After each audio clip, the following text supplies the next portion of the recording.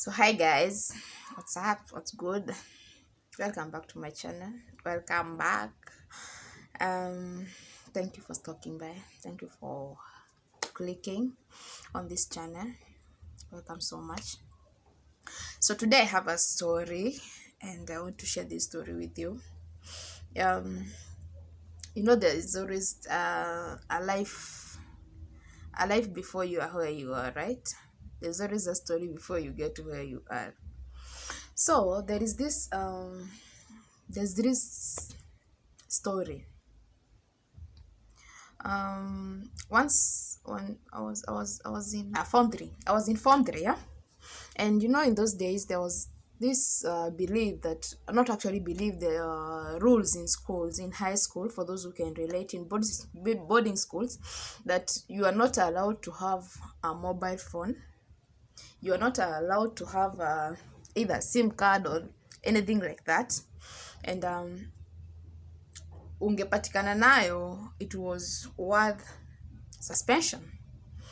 So I happened to have one, the Nokia. It was called Nokia what?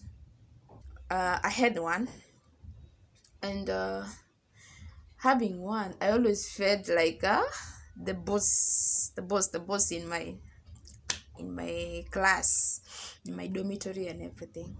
So I would like have people use the phone, unafanya business. These business ideas, they just didn't start today. So I'll just give you the phone, unanipa 20 bob, then you call whoever you want to call, and mind you, the credit nilikuwa natumia kutoka nje. Yeah, I would have you use the phone, and then you buy me the kangumus, zile za kukunywa chai, for saa 4 and saa 10, and then I'll use the caretaker, or no, the shamba boy that was in school to charge my phone. Alafu nitambuy sigara. I'll buy the packet ya sigara. That was his payment. So it came a day when this lady from Nairobi, she was from Nairobi, and she had a boyfriend. Okay, it's like they had just met. They were still new.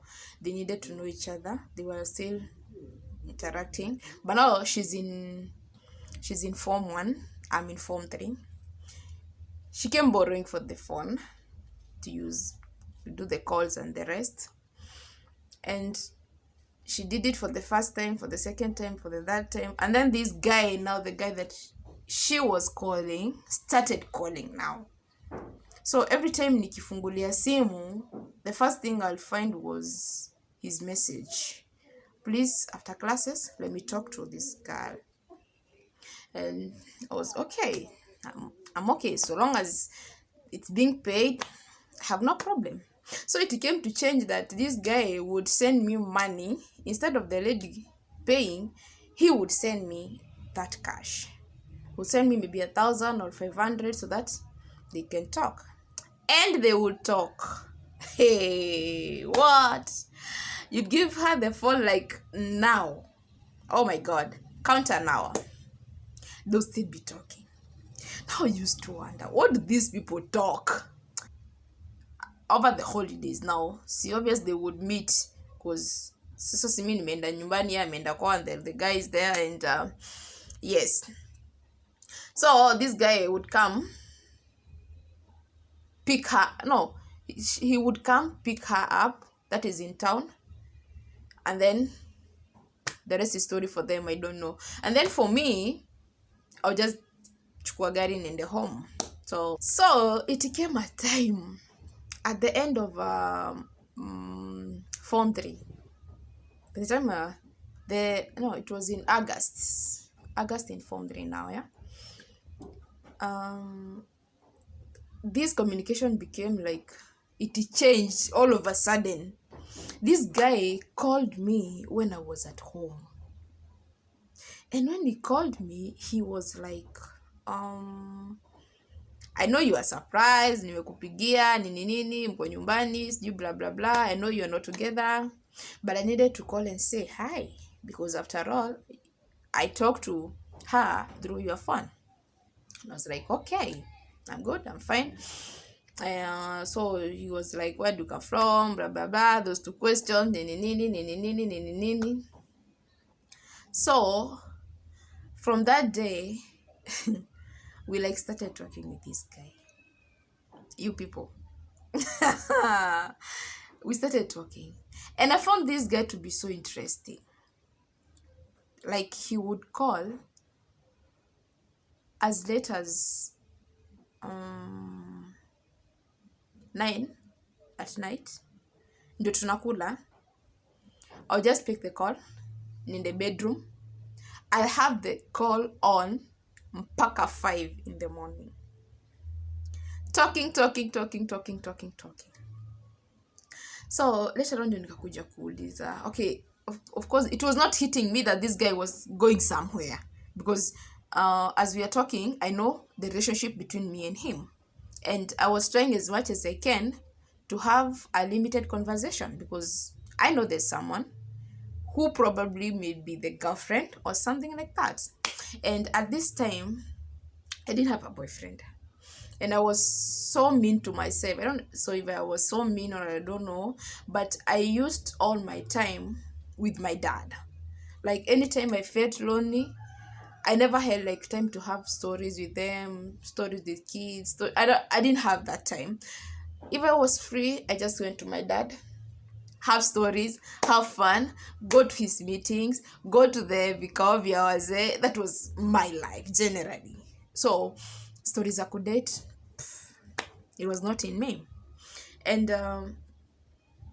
talked until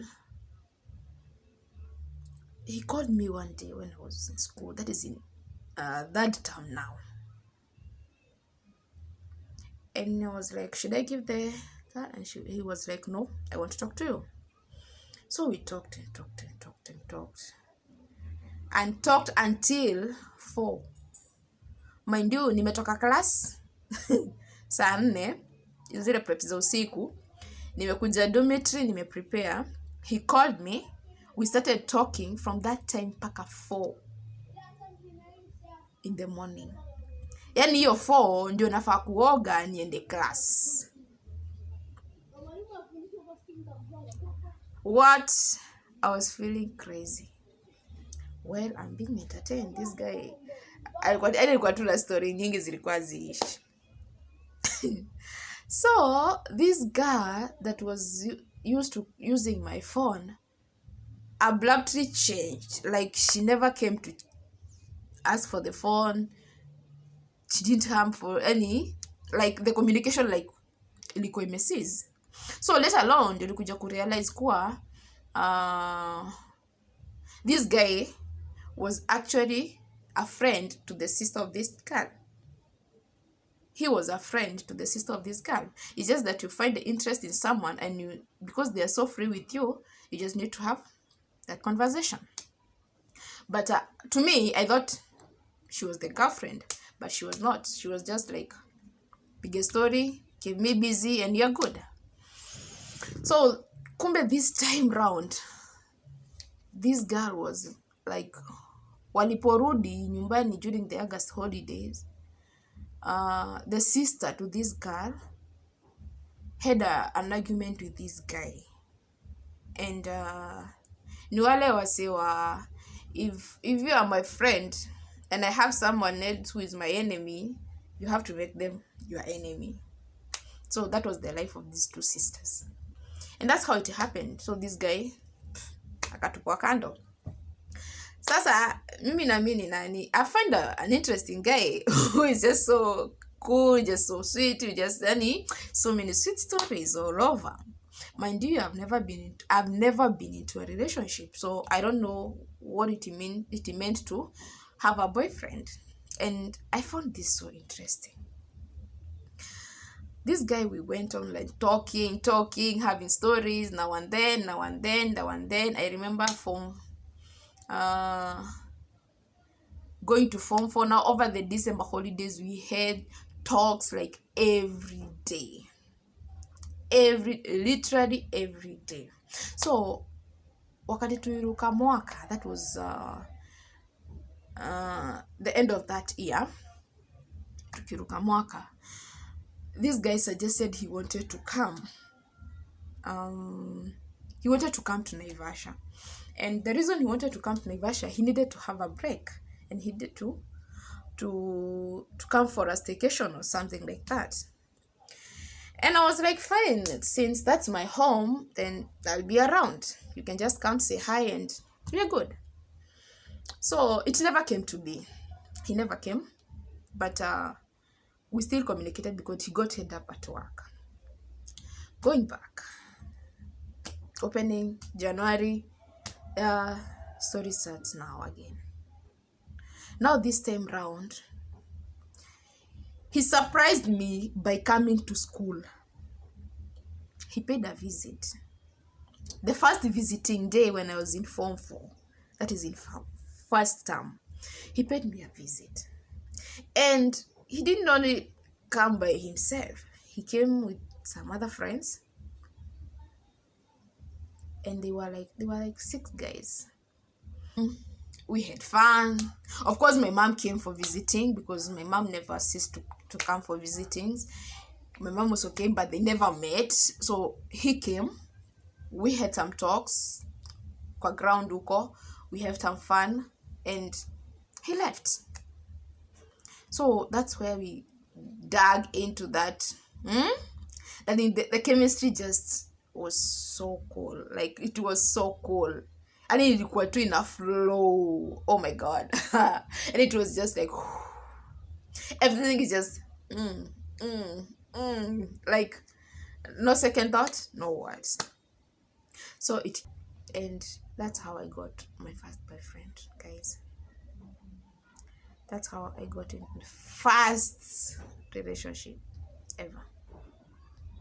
Now that I felt that, that's my story.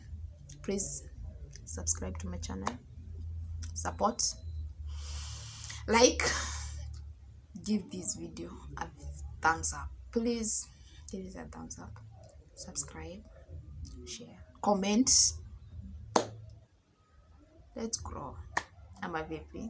I love you. Till next time for stories. Cheers.